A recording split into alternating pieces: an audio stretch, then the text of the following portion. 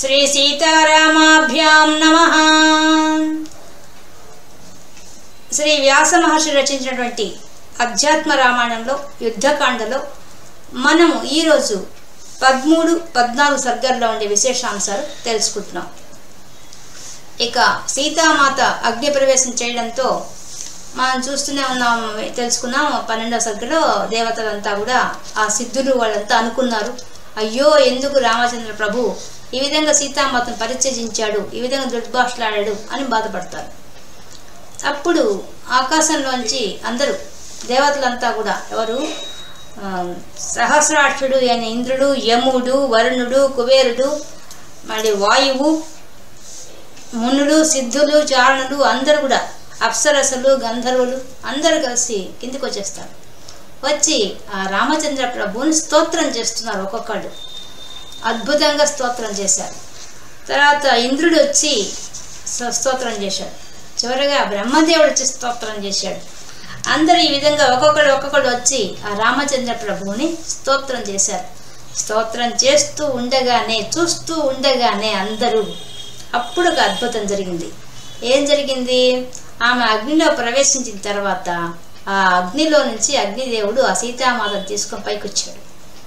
వచ్చి రాగానే వీళ్ళందరూ ఆశ్చర్యపోయారు. అప్పటిదాకా స్తోత్రం చేస్తున్నారు, ఏం జరుగుతుందో తెలియక అలా చెప్తున్నారు. వెంటనే అది జరగంగా చూస్తున్నారు. ఇంతలో అగ్నిదేవుడు వచ్చి రామచంద్ర ప్రభుతో అంటున్నాడు, రఘురామ, నీవు ఇంతకుముందు ఈ వనం నందు ఉంచినటువంటి నీ జానకి మాత ఇదిగో స్వీకరింపు అని చెప్పి ఆయన ఇస్తాడు సీతామాతను. అప్పుడు సీతామాతను తీసుకొని శ్రీరామచంద్రమూర్తి వెంటనే నేను కృతకృత్యుడయ్యానని చెప్పి ఆ అగ్నిదేవుడు అంటాడు. అప్పుడు రాముడు ఆ అగ్నిదేవుడిని కూడా పూజిస్తాడు. పూజించి తర్వాత సీతామాతను తీసుకొని తన ఒళ్ళో కూర్చోబెట్టుకుంటాడు. ఇంకా అందరూ ఆశ్చర్యపోతారు ఆ అద్భుతమైన దృశ్యాన్ని చూసి. ఒక్కసారిగా సీతామాత అందులోంచి రావడం, ఆ అగ్నిదేవుడు వచ్చి స్వయంగా ఇవ్వడం, అదంతా చూసి ఆశ్చర్యపోతారు. ఇంతలో ఏమవుతుందంటే అక్కడ వాళ్ళంతా ఋషులు అందరూ చూస్తూ ఉండగా ఇది జరిగింది కదా. అదే సమయంలో ఇంద్రుడు ఆనందం పట్టలేక ఆయన మళ్ళీ స్తోత్రం చేస్తాడు అందరిని చూసి. ఇంతలో శంకరుడు వచ్చి ఆ దశరథ మహారాజును తీసుకొస్తాడు. ఇదిగో నీ తండ్రి దశరథ మహారాజును చూపిస్తాడు. అప్పుడు దశరథ మహారాజు పైనుంచి విమానించి కిందికి వచ్చి ఆ రామచంద్రమూర్తిని కౌగిలించుకొని, నాయనా జన్మ సార్థకమైంది నాది నీ వల్ల, నీ చరిత్ర వల్ల అని చెప్పి కౌగిలించుకుంటాడు. అప్పుడు ఆయన కూడా లక్ష్మణుడు, రాముడు, సీత వాళ్ళందరూ కలిసి ఆయన పాదాలు నమస్కరిస్తారు. నమస్కరించి పూజిస్తారు ఆయన్ని. పూజించిన తర్వాత దశరథ మహారాజు వాళ్ళని ఆశీర్వదించి మళ్ళీ పైకి వెళ్ళిపోతాడు. ఇప్పుడు ఇంద్రుడు మళ్ళీ శ్రీరామచంద్రమూర్తికి వచ్చిన తర్వాత అప్పుడు రాముడు అడుగుతున్నాడు, నీవు ఇప్పుడు ఒక పని చేయాలి. ఏంటంటే మా కోసం ఈ యుద్ధరంగంలో వానర సైన్యం ఎంతోమంది మరణించారు. మరణించిన ప్రతి ఒక్కరూ బతకాలి. అందుకోసంగా నీవు అమృత వర్షాన్ని కురిపించవలసింది అని ఆ ఇంద్రుడిని అడుగుతాడు. వెంటనే ఇంద్రుడు ఆనందంతో, అంతకంటే నా ప్రభు అని చెప్పి వెంటనే ఆయన ఆ అమృత వర్షాన్ని కురిపిస్తాడు. అంతే, ఎక్కడెక్కడ ఎప్పుడు చనిపోయారు పాపం. మొదటి రోజు చనిపోయిన వాళ్ళు అక్కడి నుంచి అందరూ వానరులు ఎక్కడెక్కడ గుట్టలకు పడిపోయినారు పాపం. వాళ్ళందరూ మళ్ళీ బలిష్టంగా మంచి ఆరోగ్యంతో లేచి వచ్చేస్తారు. అందరూ చూస్తూ ఉండంగానే ఇంకా ఈ అద్భుతమైన దృశ్యం చూస్తారు. అప్పుడు విభీషణుడు వచ్చి, రామా, ఇంకా మా నగరానికి వచ్చి మంగళ స్నానం ఆచరించండి అని అడుగుతాడు. అడిగితే అప్పుడు రామచంద్రమూర్తి అంటాడు, విభీషణ, నా కోసం ఎదురు చూసే నా తమ్ముడు, నా భర్తుడు అక్కడ తనక్కడ అంత సన్యాసాశ్రమం తీసుకొని మరి నా కోసంగా జటావల్కలు ధరించి కూర్చో ఉన్నాడు. నేనే విధంగా అరణ్యవాసం చేస్తున్నాను, ఆయన అలాగే ఉన్నాడు అక్కడ. అటువంటి భర్తుడిని వదిలిపెట్టి నేను మంగళస్నానం చేయడం కాదు, నా భర్తుడితో కలిసి నేను మంగళస్నానాలు చేయాలి. కాబట్టి నీవు నాకు చేయాల్సిన ఒక ఉపకారం ఉంది. ఏంటంటే ఈ యుద్ధరంగంలో మనకి వానర వీళ్ళు ఎంతో సహకరించారు, వీళ్ళకు తగిన రీతిగా నువ్వు వాళ్ళు సన్మానించవలసింది అని అడుగుతాడు. అడిగితే వెంటనే విభీషణుడికి వాళ్ళకు నువ్వు సన్మానిస్తే నన్ను సన్మానించినట్టు అని చెప్తాడు పైన రామచంద్రమూర్తి. అంతే విభీషణుడు ఇంకా వానరులందరినీ పిలిచి ఎవరికి ఏమి కావాలో, ఎవరికి ఏది ఇష్టమో అవి రత్నాలు మణులు ఏమడిగితేవి అన్నీ ఇచ్చేస్తాడు వాళ్ళకి. అందరి వస్త్రాలు అన్నీ పెట్టి వాళ్ళని బాగా సన్మానిస్తాడు. వాళ్ళందరినీ సన్మానించిన తర్వాత ఇంకా శ్రీరామచంద్రమూర్తి అందరితో ఇంకా మేము బయలుదేరుతాము అయోధ్య నగరానికి అంటాడు. అప్పుడు విభీషణుడు వెళ్ళి పుష్ప విమానం తీసుకొచ్చి ప్రభు మీరు ఇందులో వెళ్ళి అయోధ్య నగరికి వెళ్ళవచ్చు, చేరవచ్చు మీరు అని చెప్తాడు. అప్పుడు రాముడు చెప్తాడు, మీరందరూ కూడా సుగ్రీవా నీ సైన్యము మీరంతా మీ మంత్రులు అందరూ కలిసి నీ రాజ్యానికి వెళ్ళి ఇంకా మీరు హాయిగా జీవించండి. అలాగే విభీషణుడితో కూడా ఇంకా నీ రాజ్యం నీకు దక్కింది, నువ్వు కూడా నీ రాజ్య పరిపాలన సక్రమంగా చేసుకుంటూ ఉండవలసింది అని చెప్తాడు. అనగానే అప్పుడు విభీషణుడు మళ్ళీ వచ్చి ఈ సుగ్రీవుడు, నలుడు, నీరుడు, అంగదుడు వాళ్ళంతా కూడా ఒక్కసారిగా అందరూ వచ్చేసేసి శ్రీరామచంద్రమూర్తిని అడుగుతారు, ప్రభు మేమందరం కూడా మీతో పాటి మీ యొక్క నగరానికి వచ్చి అయోధ్యకు వచ్చి అక్కడ మీ యొక్క పట్టాభిషేక మహోత్సవాన్ని చూసి ఆ కౌసల్యామాతను దర్శించుకొని మేము మళ్ళీ మా ఊళ్ళకి మేము వెళ్ళిపోతాము, మాకు అనుగ్రహం ఇవ్వవలసింది అని అడుగుతారు. అందరూ అడుగుతారు. ఇంకా శ్రీరామచంద్రమూర్తికి ఆనందం అయిపోతుంది. వాళ్ళందరూ వస్తానంటే ఇంకా ఆనందమే కదా. అప్పుడు ఆయన వెంటనే అందరినీ విమానం ఎక్కండి, అందరం బయలుదేరదామని చెప్పగానే విభీషణుడు తన పరివారంతో వస్తాడు. సుగ్రీవుడు ఇంక చెప్పలే వాళ్ళు అందరూ అక్కడే వానరులు ఉన్నారు. అందరూ కలిసి పుష్ప విమానం ఎక్కేస్తారు. రాముడు సీతామాతను పక్కన ఒళ్ళో కూర్చోబెట్టుకుంటాడు, పక్కన లక్ష్మణుడు కూర్చుంటారు, అందరు కూర్చుంటారు. ఇక పుష్ప విమానాన్ని తన సంకల్పంతోనే ఆజ్ఞాపిస్తాడు బయలుదేరవలసిందిగా ఆ శ్రీరామచంద్ర ప్రభు. అప్పుడు ఒక్కసారిగా బయలుదేరుతుంటే ఎట్టుందంటే ఆ పుష్పక విమానం, అందులో శ్రీరామచంద్రమూర్తి, సీతామాత, లక్ష్మణుడు, ఆ వానర సైన్యం, విభీషణుడు అందరూ కూర్చుంటే ఆ విమానం కూడా ప్రకాశవంతంగా ఉందంట. అంత బాగా ఉన్న దాంట్లో వాళ్ళు బయలుదేరారు. ఇంకా బయలుదేరుతుంటే దారిలో ఇంకా సీతామాతకు అన్ని పైనుంచి చూపిస్తున్నాడు అని చెప్తున్నాడు. ఎక్కడెక్కడ ఏం జరిగింది, ఎలా జరిగింది అన్నీ చూపిస్తూ ఉన్నాడు సీతామాతకి. ఇదిగో జానకి చూసావా, ఇదే త్రికూట పర్వతంగా ఉన్నటువంటి ఆ లంకానగరం ఇదే. ఈ లంకానగరంలో నేను బంధించబడ్డావు నువ్వు. ఈ లంకానగరం దగ్గరే ఇక్కడే ఇదిగో చూసావా యుద్ధరంగం, ఈ యుద్ధరంగంలోనే మాకు రాక్షసులకు ఘోర యుద్ధం జరిగింది ఇక్కడే, ఈ ప్రదేశమే. ఇక్కడే చూసావా రావణాసురుని సంహరించింది ఇక్కడే నేను అని పైన పోతే కింద దృశ్యం అంతా చూపిస్తున్నాడు. ఇదిగో కుంభకర్ణుడు ఇక్కడే మరణించాడు, అదిగో ఇంద్రజిత్ అక్కడ సంహరించబడ్డాడు లక్ష్మణుడి చేత, ఇదిగో ఇలా జరిగింది, ఇలా చంపాం మేము అని అన్నీ వివరిస్తున్నాడు. ఆమె దారి పొడుగుని చెప్తూనే ఉన్నాడు ఆమెకి. ఇక్కడే మాకు ఘోర యుద్ధం జరిగిన ప్రదేశం ఇదే అని చూపిస్తున్నాడు. ఇదిగో మనకు వానరుల కోసంగా నేనుగా ఆ సముద్రుడితో వచ్చేసి ఆ వంతెన వారధి కట్టింది ఇక్కడే అని చూపిస్తున్నాడు. వారధి కూడా చూపించాడు ఆయన. ఇదిగో రామేశ్వరం ఇక్కడే నేను శివుణ్ణి ప్రతిష్టాపించింది అని చూపిస్తున్నాడు. ఇంకా అక్కడి నుంచి వచ్చేసి ఇది ఉంది చూసావా, ఇదిగో పవిత్రమైన ప్రదేశం, ఇక్కడ ఉండేదంతా కూడా ఎలా ఉందంటే చిత్ర విచిత్రమైన అడవులంతా ఉన్నాయి. ఈ అడవులన్నీ మనం చూసాం, అవి మేము ఇవన్నీ దాటుకుంటూ వచ్చాను నీకోసంగా, అవన్నీ చూపిస్తున్నాడు. దాంట్లో వచ్చేవన్నీ చూపిస్తున్నాడు. ఇంకా అప్పుడు ఇదిగో కిష్కింద అని చూపించగానే ఆమె వెంటనే అట్టయితే ఇక్కడ దాకా వచ్చేసాము, కిష్కిందలో ఉండే పాపం వీళ్ళ స్త్రీలను కూడా తీసుకెళ్దాం అయోధ్యకు అని అంటుంది. వెంటనే రామచంద్ర ప్రభు పుష్ప విమానం కిందకి దింపించి రామాజ్ఞతో సుగ్రీవుడు వెంటనే వాళ్ళ వానరులంతా పోయేసి వాళ్ళ స్త్రీలందరినీ కూడా తీసుకొచ్చి ఆ విమానం మీద ఎక్కిస్తారు.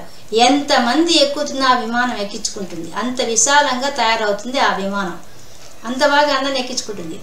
ఎక్కించుకోగానే ఇక మళ్ళీ అక్కడి నుంచి మళ్ళీ జానకి మొదలు చెప్పడం మొదలుపెట్టాడు. దారిలో వచ్చామని చెప్తున్నాడు, ఎక్కడెక్కడ ఎవరిని కలిసింది, ఇదిగో ఇక్కడే నా చేత వాడు సంహరించబడ్డాడు, కిష్కింద అక్కడే కదా వస్తూ ఋషిముఖ పర్వతం అంతా చూపిస్తున్నాడు. ఇదిగో ఇదే పంచవటి, ఇక్కడే మళ్ళీ సుతీష్ణ మహర్షిని, అగస్త్య మహర్షిని ఇక్కడే మనం కలుసుకుంది. ఇదిగో ఇదిగో చిత్రకూటం ఇదిగో అని చూపించాడు. ఇక్కడే మనకు భరతుడు వచ్చి మనతో మాట్లాడింది ఇక్కడే, పాదుకలు తీసుకోపోయింది ఇక్కడే అని చూపించాడు. ఇదిగో భగీరథుడి యొక్క ఆశ్రమం, భగీరథుడి ప్రయత్నంగా వచ్చిన గంగానది ఇదిగో అని చూపించాడు. ఇదిగో భరద్వాజ మహర్షి యొక్క ఆశ్రమం ఇదిగో అని చెప్పగానే అప్పుడు వాళ్ళు భరద్వాజ ఆశ్రమానికి వెళ్ళారు.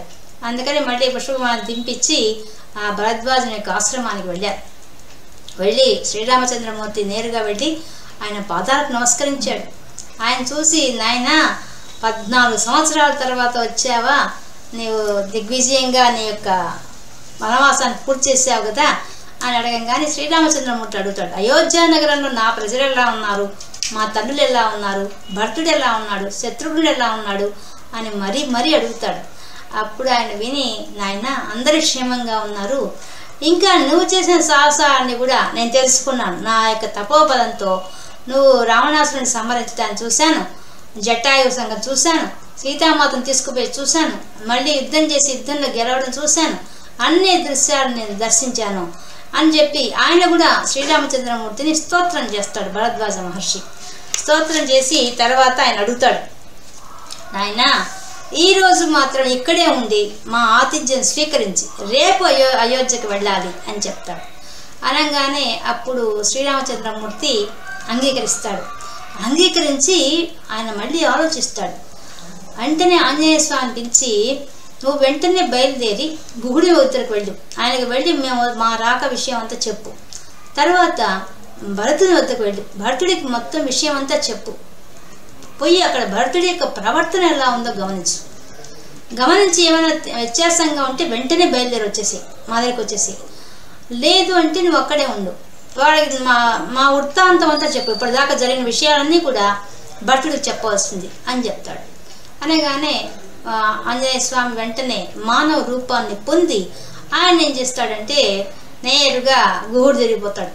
పోయేసేసి ఆయనకు నమస్కారం పెట్టి, మీ ప్రియమిత్రుడు మీ రామచంద్ర ప్రభు వస్తున్నారు, సీతా సమేత లక్ష్మణ సమేతంగా వస్తున్నాడు, వాళ్లే కాదు వానరులు విభీషణుడు వాళ్ళు కూడా వస్తున్నారు, అందరు దర్శించుకోవడానికి వస్తున్నారు అనగానే గుహుడు ఆనందపడిపోతాడు.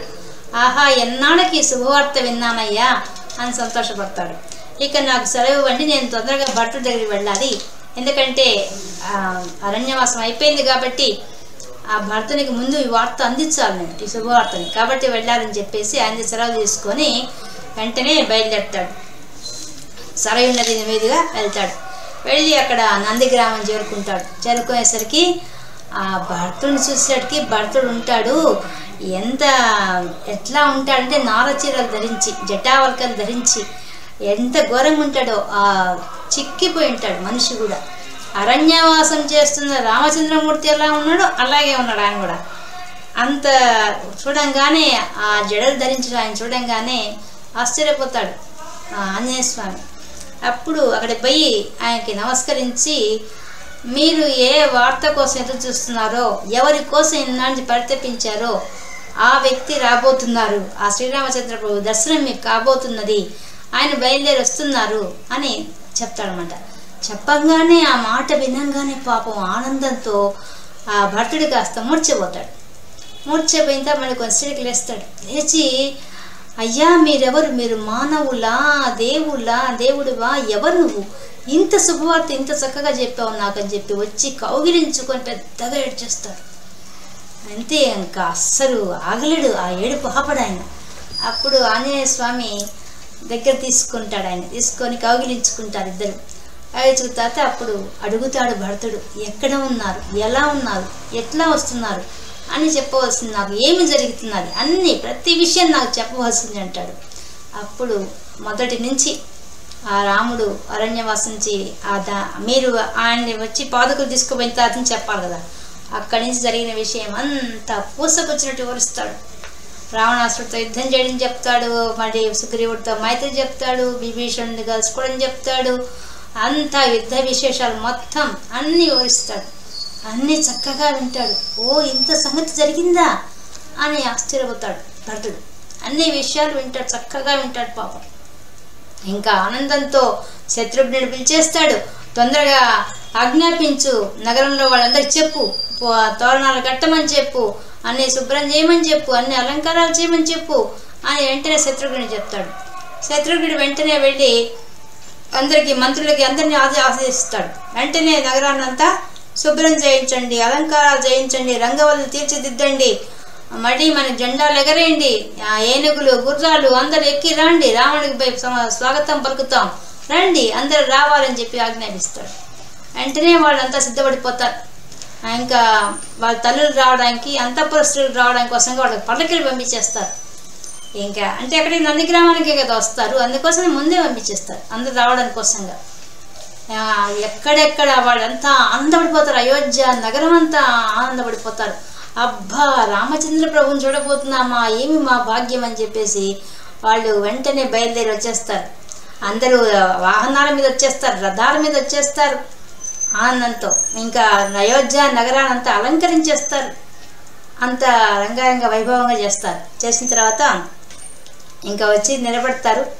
అందరూ వచ్చి దూరం నుంచి పుష్ప విమానం రావడం కనిపిస్తుంది ఆ భరద్వాజాశ్రమం దాటి. ఇంకా అక్కడ వస్తున్నప్పుడు కూడా ఆ రామచంద్ర ప్రభువు చూపిస్తాడు, ఇక్కడే మనం పడవ ఎక్కింది అవన్నీ చూపిస్తాడు. గుహుడు ఉండే ప్రాంతం అంతా చూపించుకుంటూ సీతామాతను ఆయన తీసుకొని వస్తారు. వచ్చి నేరుగా దూరంగా ఉన్నప్పుడే ఆకాశంలో చూడంగానే ఆనందంతో కేకలు పెడతారు. అయోధ్యావాసు జయ జయ ధ్వానాలు చేస్తారు. ఒక్కసారి రామచంద్ర ప్రభుని చూడంగానే ఎంత ఆనందం అయిపోతుందో వాళ్ళందరికీ. అంతలో ఇంకా వచ్చి కిందికి దిగే విమానం కిందికి దిగుతుంది. వెంటనే ఈ భరతుడు శత్రుఘ్నుడు పోయి ముందు నుంచే నమస్కారాలు పెట్టుకుంటుంటారు. వెంటనే విమానం ఎక్కి మరి రాముడికి నమస్కరించి రాముడు వెంటనే వాడిని కౌగిలించుకొని మూర్ధన్య స్థానాన్ని ముద్దు పెట్టుకొని ఒళ్ళో కూర్చోబెట్టుకుంటాడు వాళ్ళను, భరతుడిని మరియు శత్రుఘ్నుడిని. వెంటనే భరతుడు శత్రుఘ్నుడు పోయి సీతామాత కాళ్ళకు నమస్కరిస్తారు. భరతుడిని లక్ష్మణుడిని ఆలింగనం చేసుకుంటారు. మళ్ళీ నలుణ్ణి, నీలుణ్ణి, అంగదుణ్ణి అందరిని ప్రముఖులైన వాళ్ళందరినీ కూడా భరతుడు పోయి ఆలింగనం చేసుకుంటాడు. తర్వాత విభీషణుడిని కూడా కౌగిలించుకొని చెప్తాడు, నీ వలన ఈ విజయం సాధించబడింది కాబట్టి మేము నలుగురమే గాక మాకు కూడా ఇంకొక సోదరుడు నువ్వు 5వ వాడు అవుతావు అని చెప్పి మెచ్చుకుంటాడు విభీషణుడిని. విభీషణుడు కూడా ఆనందపడిపోతారు. వాళ్ళంతా కూడా ఇంత ఆనందమా, ఇంత అన్నదమ్ముల మధ్య ఇంత అనుబంధమా అని వాళ్ళు చూస్తారన్నమాట. చూసి చాలా ఆనందపడిపోతారు. ఇంకా అక్కడి నుంచి వచ్చేసి తల్లి దగ్గరికి వస్తాడు రామచంద్ర ప్రభు. విమానం దిగి వస్తాడు కిందికి. వచ్చి నేరుగా పోయి తల్లుల కథకి నమస్కరిస్తాడు, కాళ్ళకి నమస్కరిస్తాడు. వాళ్ళు ఆనందంతో ఆశీర్వదిస్తారు వాళ్ళని, రామచంద్ర ప్రభువుని, సీతామాతని, వాళ్ళందరినీ. వాళ్ళతో పాటు వానరుల వానరులు విభీషణుడు వాళ్ళు అందరూ దిగుతారు. అందరినీ సాదరపూర్వకంగా ఆహ్వానిస్తారు అయోధ్య నగరాన్ని రమ్మని. ఇంకా రథాల మీద వాటి మీద వచ్చిన వాళ్ళంతా జనం ముందు దిగేస్తారు. రామచంద్ర ప్రభువుని చూడంగానే తమ వాహనాలు దిగి మరి నిలబడి జయ జయధ్వానాలు చేస్తారు. చేసిన తర్వాత ఇంకా కొంతసేపటికి చివరికి ఇవంతా ఎవరి వల్ల జరిగింది, ఇక ఆంజనేయ స్వామి వల్ల కదా. ఆంజనేయ స్వామి కూడా కౌగిలించుకుంటారు. ఇంకా ఇట్లా వస్తారు అందరూ. వచ్చిన తర్వాత వాళ్ళు చెప్పుకుంటారన్నమాట. అక్కడ వంది మాగదులు అందరూ వస్తారు. వాళ్ళందరూ కూడా వారకాంతలు అందరూ వస్తారు వీళ్ళకి జయ జయధ్వానం చేయడం కోసంగా. ఇంకా వాద్యఘోష అంతా ఉంటుంది. అప్పుడు భరతుడు తను తీసుకెళ్ళిన పాదుకలు తీసుకొచ్చి రామచంద్ర ప్రభు పాదాలకు తొడిగి, ప్రభు ఇప్పటిదాకా మీ రాజ్యాన్ని నా సహాయశక్తుల నా ముందు నా కర్తవ్యంగా నేను చూశాను. ఇక మీకు మీ రాజ్యాన్ని అప్పగిచ్చేస్తున్నాను, మీరు ఇంకా మీ రాజ్యాన్ని చూసుకోవాల్సింది అని చెప్పి, నాకు న్యాసంగా ఇచ్చిన ఈ రాజ్యాన్ని మీకు అప్పగిస్తున్నా అని చెప్పి ఆయన పాదాలు తొడుగుతాడు. తొడిగిన తర్వాత ఇంకా అక్కడి నుంచి వాళ్ళంతా కూడా శ్రీరామచంద్ర ప్రభు ఏం చేస్తాడంటే పుష్పక విమానం దగ్గరికి వచ్చేసేసి ఆ పుష్పక విమానాన్ని చెప్తాడు అందరు దిగిన తర్వాత. ఇక నువ్వు యథేచ్ఛగా వెళ్ళి ఆ కుబేరుడి యొక్క ఆస్థానం చేరవలసింది అని దానికి ఆజ్ఞాపిస్తాడు ఆ పుష్పక విమానాన్ని. అప్పుడు పుష్పక విమానం ఎగురుకుంటూ ఆకాశంలో వెళ్ళిపోతుంది. ఇక వీళ్ళంతా కూడా లక్ష్మణుడు, భరతుడు, శత్రుఘ్నుడు, వానరవీరులు, విభీషణుడు, వీళ్ళంతా వాళ్ళ సైన్యం అందరూ కలిసి అయోధ్య నగరానికి పోవడానికి సిద్ధపడతారు. అనడంతో మనకు ఈ 14వ సర్గ పూర్తయింది. ఈరోజు మనం అధ్యాత్మ రామాయణంలో యుద్ధకాండలో 13, 14 సర్గల్లో ఉండే విశేషాంశాలు తెలుసుకున్నాం.